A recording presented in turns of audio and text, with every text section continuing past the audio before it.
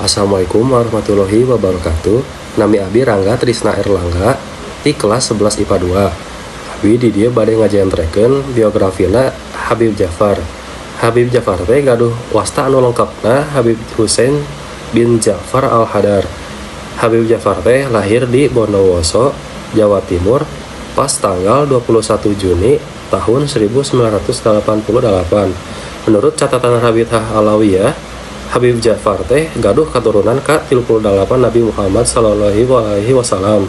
Upami bapana namina Ja'far sareng margana Al-Hadar. Habib Ja'far oge pernah jadi santri di Pondok Pesantren Yayasan Pesantren Islam Bangil, Kabupaten Pasuruan, Jawa Timur.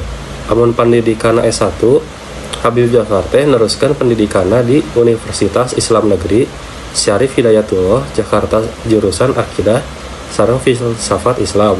Ti dieu Habib Ja'far oge menang gelar sarjana filsafat Islam.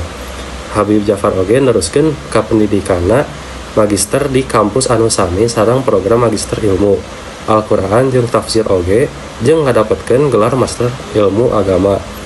Habib Ja'far ngarintis karirna sebagai penulis. Habib Ja'far oge seueur nulis sareng nerbitkeun di media nasional semenjak kuliah. Sababaraha tulisanna dimuat di media cetak nasional sapertos Kompas, Tempo, jeung Jawa Pos. Habib Ja'far oge nulis beberapa buku, contohna Menyegarkan Islam Kita, Anakku Dibunuh Israel, Islam Mazhab Fadlullah sareng Tuhan Ada di Hatimu. Buku anu bestsellerna diterbitkeun ku Nora Books. Selain eta, Habib Ja'far oge ngadamel kanal media YouTube anu namina Jeda Nulis. Kanal ieu oge Habib damel sebagai media dakwah yang tidak hanya terbatas di mimbar-mimbar masjid atau oge majelis taklim.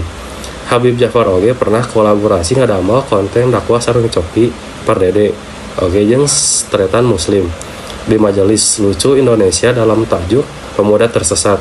Selain itu berdakwah lewat media sosial di berbagai platform. Habib Ja'far juga mengisi jumlah acara di TV swasta. Sekian dari saya. Assalamualaikum warahmatullahi wabarakatuh.